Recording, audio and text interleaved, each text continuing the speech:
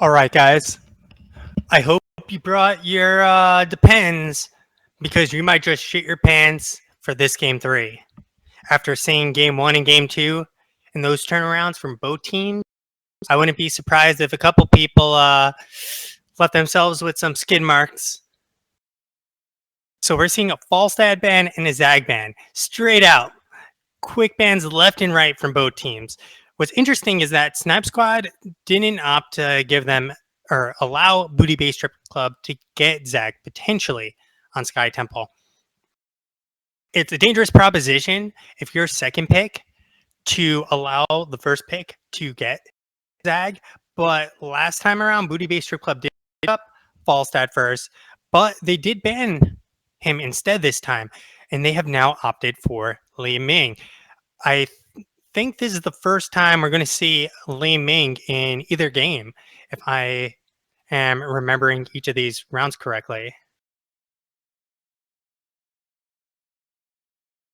That's right. We didn't see Li Ming in either round one or round two. This is the first time tonight we're going to see her. And this is a great map to have her on. I mean, Li Ming's a strong mage, if not the best mage. And on Infernal Shrines, she has a lot less value unless you're really solid with your positioning and you get into some good team fights away from the shrines. If you're fighting on the shrines, she loses value unless you're basically someone like Crowan. But then again, these are really good players. That's why they're in the Pro League. So these aren't chumps who are going to be screwing up on Infernal Shrines with the Li Ming. So Snipe Squad has opted for Thrall, which gives them an immediate 1v1er for the bot lane and Oriole. And that'll allow Thrall to go fairly deep, and especially once he picks up Sunder, can Sunder go in without too much fear. And if he needs to, he can, obviously, with his own abilities. And then Oriole can drop the Crystal Aegis on him. Crystal Aegis will allow him to then, basically bounce back into the fight, and potentially it'll damage enemies around him and allow Oriole to drop a big fat heal. So first time for tonight, we're going to see Tyrael coming out and Rhaegar once again for Booty Bay Strip Club. And it'll be interesting because Tyrael normally is an enabler for divers. So it's very likely that they will opt for a Greymane if they could, because Snipe Squad has decided to prevent a Greymane.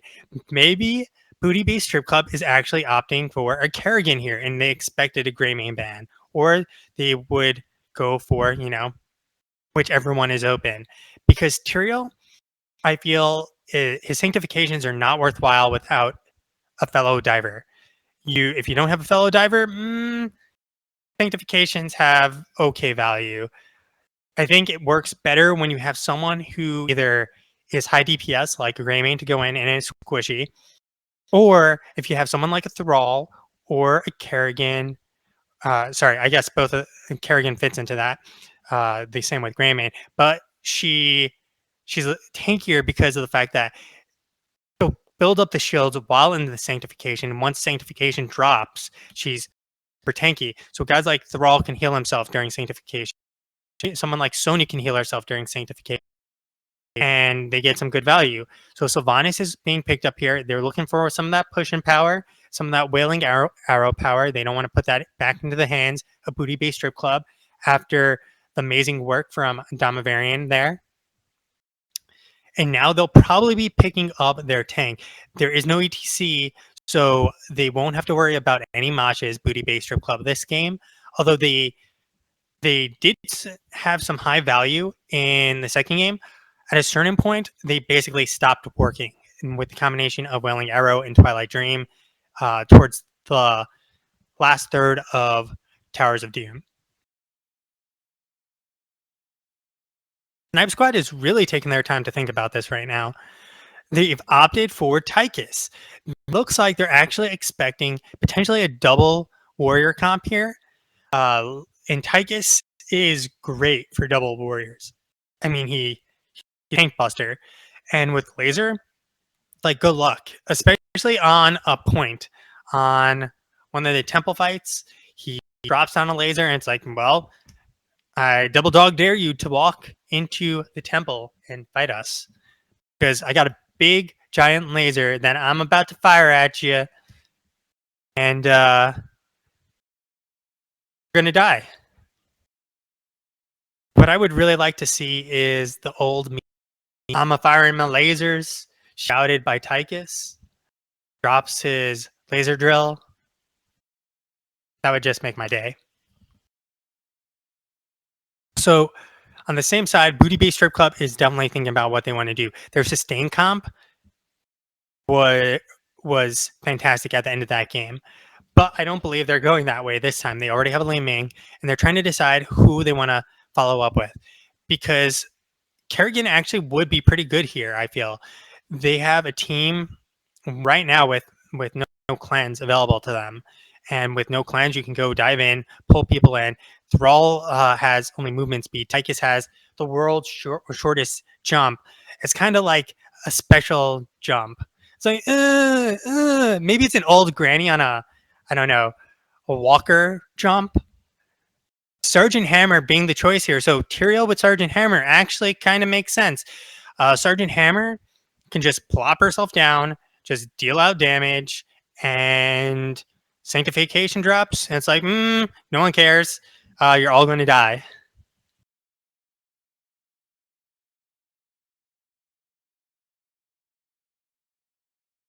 What's interesting is the final pickup here is actually Tyrande. Tyrande is not seen that often, and some of the few times you see her on maps like Battlefields of Eternity, you a good comp, absolutely melt anyone on Battlefield of Eternity. Final pickup here is actually Stitches. So they're trying to counter the Sergeant Hammer by, gobbling him up and walking away with her and just obliterating her. But if it turns out like the first game, Snipe Squad will and should expect the engagement from Tyrael, Li Ming, and Tyrande, and following in to chase in to save Sergeant Hammer.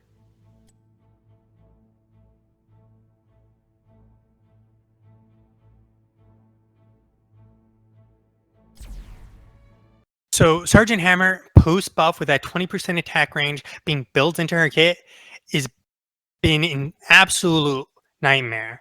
And if you don't believe me, go watch some PPL because you'll see someone like Fan playing Sergeant Hammer and tearing it up. Go and check out HOTS logs. Go check out the statistics. Sergeant Hammer is the number one hero right now across all leagues. But if you want to be more realistic and say, okay, all leagues doesn't really matter, because it's all leagues, skill level. And let's look at what the pros or high level players do. Sergeant Hammer is now a top 10 hero. She has a 57.7% win rate in Master League right now.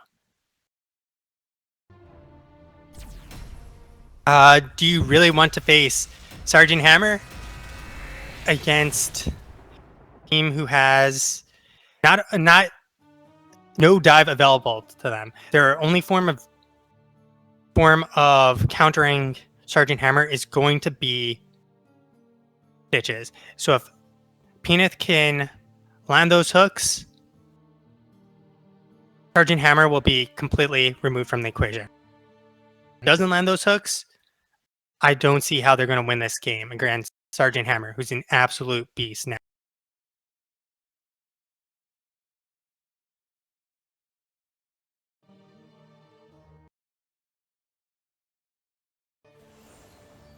So for Booty Bay Strip Club, we got TXZ on Tyrande.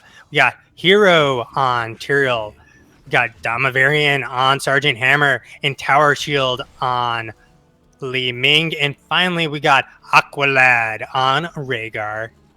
On the other side, for Snipe Squad, we have Peanut playing the role of tank for the first time tonight. He is on Stitches. We got Tommy Shark, who has moved off of tank tonight and to Tychus. And Diamond playing Oriole for a second game. Castle Bravo on Thrall, and Lucid as Sylvanas. It looks like we're not going to have ourselves a footsie battle. We have Sergeant Hammer rotating immediately to bottom. This is actually a very smart move. They're not looking for that 1v1 situation. They know what's going to happen. Sergeant Hammer is rotating down there slowly but surely. And Snipe Squad seems to... Okay, I guess they didn't know what was going on. Thought they did. We're going to get some pot shots coming off. And there goes Damavarian just zing away. Nothing to really worry about. Some free damage onto towers. For level 1s, we're going to see Empower. So we're going to probably see full Owl builds come out so she can spam abilities. We're going to see the Totem come out again from Aqualad, which is interesting that Aqualad is really, really... Oh, this is very bad for TXC, however. He is going down. Very first kill of the game, going to the way of Snipe Squad. Tommy Shark in a great position, and Diamond just ready to go. And rather than trying to do the traditional, like, 1-3-1 or rotating people between lanes of 2 up and bottom, and then 1-1-1, they've decided, let's counter the Sergeant Hammer altogether and press the issue and make her not able to actually do anything. Hours. On the other side, we're going to see Dampen Magic come on out. Great choice here. Swift Sweep, Rolling Thunder, Paralysis, and Shrug It Off. So, first temples are now in control by Snipe Squad. Nothing too major here. They do have the soak coming out from Sergeant Hammer. They have to choose their battle, and Castle Bravo is now being engaged upon, but they will not secure a kill. They have opted to go top, and Sylvanas is now opting to go and respond to Damavarian. However, Damavarian is not going to lose this battle against Lucid, who now has to go and tap. I mean, Damavarian just poking away. Come on, Lucid. Walk up to me. I double dog dare you. And it's like, I don't care. I'm going to clear these waves. I'm going to clear you. I'm going to take it all to the face. Remember, boys and girls, whenever you take damage, tank it to the face. So in the top lane, however, we are going to see Hero going down here very shortly. And he is trying to go for Diamond. And he does take off a lot of her HP, but they will not be able to complete the temple. However, Damavarian has taken down this bottom altogether, and Lucid has no tap available to him. Without a tap, he cannot come in, and Damavarian can now play even more aggressive. Go and poke, drop his Q, get his mines over there. But we got Castle Bravo rotating down, and that is going to be potentially the death of Damavarian. Oh, but he manages to take out Lucid regardless, and Damavarian is now trying to Z away. He is not going to escape. Oh, the Jukes are going to see the Jukes. We got Aqualad and Hero rotating down, and this might be the death of Diamond. Damavarian is surviving, and they are going on in. Diamond has gone down. Castle Bravo is trying to get away with the extra speed of Hero, and Aqualad having that totem. I don't know if he'll be able to make it out. He does walk back, he does tap, and they decide not to get greedy. This is so far going back and forth, 2 kills, 3 kills, but with the extra pressure on bot lane, once that bottom temple comes up, they are going to get that much more value out of it. So we saw Pierce picked up Spirit Walker's Grace, Swift Retribution, Focused Attack, and Charged Blast. So we're not going to see what you would, I'd almost say, is a lot more typical. You tend to see a lot of like Seeker builds coming out. Charged Blast is really good if you want to pump out that damage, especially with Fireflies later on. Because you keep hitting them, you get more basic attacks in, and you just pump out a lot of consistent damage. Then we got Calamity coming on out, and we had Advanced Artillery. So the 20% extra range combined with Advanced Artillery just makes Sergeant Hammer do so much damage. Along with First Aid, she's going to be pretty safe because then she has Ancestral Healing available and Sanctification that will be available later on. On the other side, we're going to see Amplified Healing and Riser. So they're going to just basically try to keep people from escaping at that point. Once the hook is landed and potentially a Gorge or Putrid Bile, they won't be able to potentially escape. We're also going to see the Bursting Light and Follow Through along with Barbed Shot, the bigger they are, and Quarterback. So the bigger they are will help them burst down targets a lot faster. But Tommy Shark won't be able to go in too far.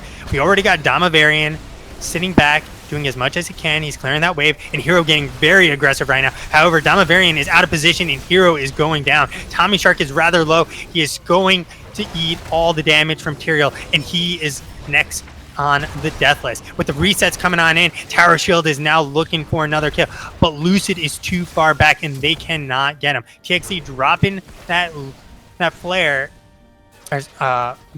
and does absolutely nothing with it, unfortunately, for his team. Stitch is now getting all those shots bottom. There's not a whole lot they can do, and without Tyrael there, he really can't press the issue. I mean, they traded 1 for 1.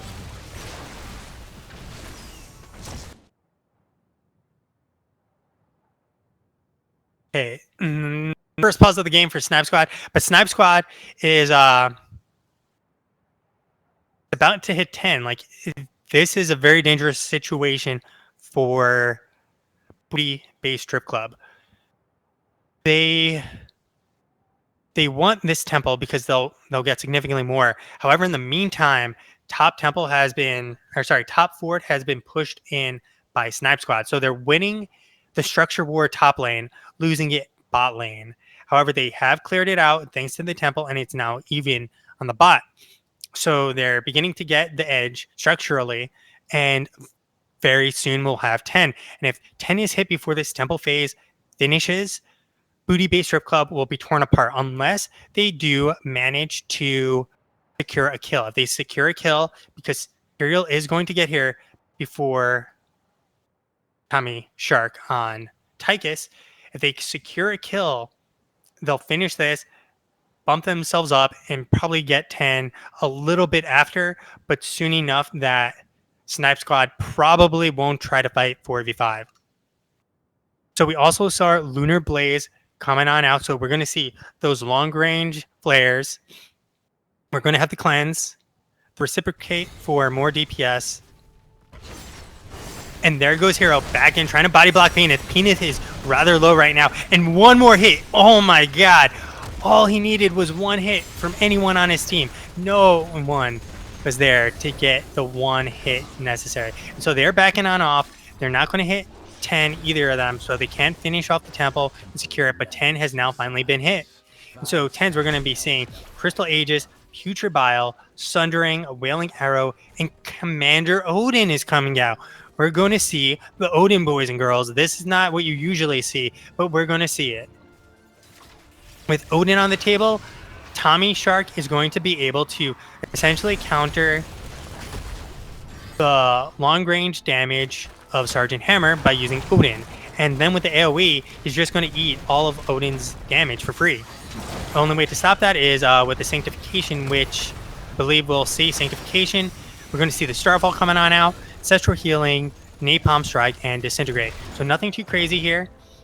And with Napalm Strike, there's going to be so much more damage coming out from Sergeant Hammer now.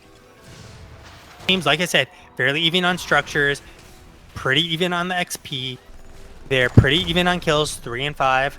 So honestly, this is going to be a long drawn out game because both teams are playing this pretty much as a mirror of each other. Take bot, we take top. If you get a kill, we'll get a kill.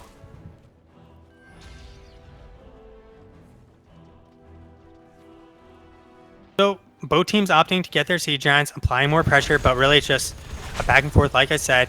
And Snipe Squad has continued to apply pressure in bot lane where Sergeant Hammer has, so that she can't just freely push it out, which I said is very atypical from what you normally see, but it's a very intelligent strategy and basically negating a lot of what they have to offer. A very nice stun coming out from TXZ. They won't be able to capitalize on it though. They do eat a bunch of damage, but they do force them out of that lane for now. We have 2 temples coming on up, bot and mid, and it looks like they'll probably posture around to fight a 5v5 situation. Damaverian, though, is pretty deep there, and Aqualad gets hooked, but it's not going to really matter too much. There comes the Sunder from Castle Bravo, and the Sanctification is doing God's work right now. And the Angel has managed to secure 1 kill for his team. Tommy Shark is about to be going down here. There goes the Aegis, and they are going to be seeing a dead Tychus very shortly. Hero managing to get on out. TXZ is getting on out thanks to the help of that Smite, which has extra speed and lasts longer. That's why you want Tyrael. Tyrael is essentially a support warrior. He enables someone like Tyrande, who is slow, has no movement ability, to just run away from a fight like that, and counters the hooks as best as possible. Tyrael can go and dive in, drop a Sanctification, and use Smite to allow them to escape. They take no damage, and then they run away for free, or mostly for free. Now have Hero, Tower Shield, and Damaverian in the mid. They're going to finish up. They do not have Rhaegar, but they do have TXZ to provide some healing in the meantime. That should be enough to allow them to fight here. They still have Ancestral, they have Disintegrate. Future Viable Ball is available, but Castle Bravo and Lucid do it together and take down the evil Ming Li. And with Li Ming down, that is going to be the end of the temple phase and a kill going the way of Snipe Squad. Once again, this is back and forth, back and forth. They managed to take most of the mid and most of the bottom. So structurally, they're still a little bit behind because top was pretty much dead and able to capitalize a lot of the, Snipe Squad got most of the mid, and they were able to capitalize on slight structure advantage. However, it looks like they were playing pretty aggressive, looking to engage on potentially the Siege Giants or set up for a gank. But with the entire team rotating down there, there's absolutely no way for Booty Bay Strip Club to come on in and get themselves an easy gank. With that Owl now, they know exactly where everyone is for the most part, and with Hero sitting there, it's not like they're probably going to kill him. He's the worst target to actually get. Castle Bravo taking a ton of damage from Li Ming. There comes the Sunder, but it does absolutely nothing with the Sanctification coming out immediately before. At this point, Castle Bravo has to back up, but the silence from Lucid is enough to prevent them from escaping. Diamond is about to go down here. Lucid is sitting right on top of Damaverian, and they managed to take her out. Not the smartest place for Lucid to go. Essentially, she smorked it up right there and said, I will take it to the face. Remember, when you take damage, you take it to the face. Be a real hero. There comes Aqualight coming on in, and a very nice flare coming on out from TXZ to secure that kill. And now it is a 3-for-1 situation here. They are looking for more blood. Penith is going to get away. If they get too aggressive here, they may actually lose someone. However, they have Damaverian clearing out that fort. They have 18 seconds to do what they want. They have the temple coming on up, and they can position themselves now aggressively, getting into position to hold down that fort. So 13s were picked up. In the meantime, we saw Overflowing Light. So TXZ is now going to be pumping out the extra heals. With the combination of all those empowers, along with the Pierce, she'll just get more Qs out to keep her team alive, along with more flares to stun the enemy team. And additionally, we are going to see Tidal Waves, Imposing Will, which will slow down both Tychus and Thrall. This is a really big ability for Imperial, and we got Giant Killer along with Glass Cannon. So Li Ming is going all in on the DPS right now. And Hero is now engaging, and now that they picked up 16, the Holy Ground is too much for Peanut to escape, and there comes the Sanctification to allow them to be as aggressive as they want. And the Sunder being nicely used by Castle Bravo there to wait for the Sanctification to drop, because they were also grouped up, a perfect target for Castle Bravo. However, that is not enough. And as you can see, Tommy Shark is taking too much damage. They have to back out and retreat, and bottom temple is absolutely in the hands of Booty Bay Strip Club right now. They are not going to tear it out of their hands. Strip Club is requiring proof of ID, and they are not happy with what they see from Snipe Squad. Snipe Squad has now tapped. They're looking to come on in. They do have Crystal Aegis available. Future Bio will be available very shortly, but Napalm and Disintegrate are short cooldowns. Basically, well, Napalm's always up, and Disintegrate almost always up as well. Castle Bravo has another 25 seconds before he can do anything. Hero is very, very deep right now. The Ancestral Healing is not available, and down goes Hero. Way, way too aggressive from Hero. Penith taking a ton of damage there, and they will have to retreat. They're not going to really secure any kills unless they can get a reset on Peanut. And that would be, in my opinion, a very, very greedy move to. So 16 was picked up. We have seen Putrid Bile, Indigestion,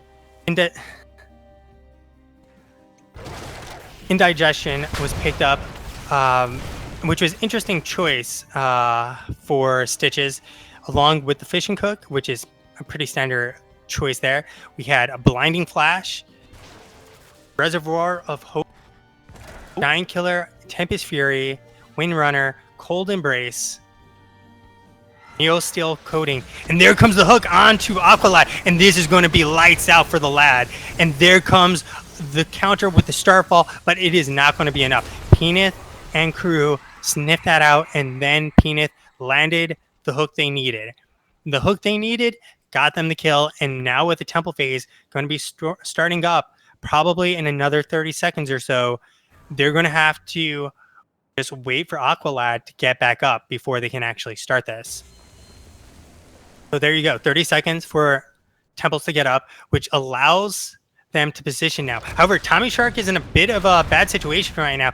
Tower Shield trying to go on in. Unfortunately, they're not going to be able to catch him. They do poke him down pretty hard, and they're just going to go back off into the towers, or back to the temples.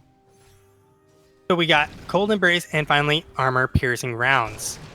So with both temples available, we'll probably see another team fight here, as Booty Bay Strip Club has been pretty confident, as has Snipe Squad, about their team fights. They kind of trade blows back and forth, and if they engage correctly and hold on to their abilities, Snipe Squad, and wait for the Sanctification to be used, they're pretty safe. There has been used, and Odin is getting busted out right now. All members are sitting in the path of destruction of Tommy Shark. Tommy Shark is out for blood. He wants to poke down the rest of Booty Bay Strip Club, and this pretty much guarantees control of mid. They're just going to wait out Odin, and they're going to opt to probably go and sit around and then engage afterwards. However, Tower Shield is taking a lot of damage. There comes the Thunder from Castle Bravo, only managing to hit one member and pushing him actually into arguably a safer position. Crystal Aegis has been used. It's a very short cooldown, but this is a much better situation for Booty Bay Strip Club. And they are now busting out the Sanctification and the Starfall. They are going on in. They are out for blood. There comes Hero with a beautiful Holy Ground. Tommy Shark is about to go down. The resets are real right now. Lucid will be joining his crew in their dirt naps, and Diamond will be joining them very, very shortly here. Peanut might be going down here. It looks like he will be knocked back by Damavarian. Very nicely done, and the mines will be slowing Peanut, and he will not be escaping. I expect a boss pickup, if not a key pickup. Actually, they're going to go and end this. There's no need. They have 40 seconds before Peanut and Diamond are back up. They have 5 members. They have a Sergeant Hammer.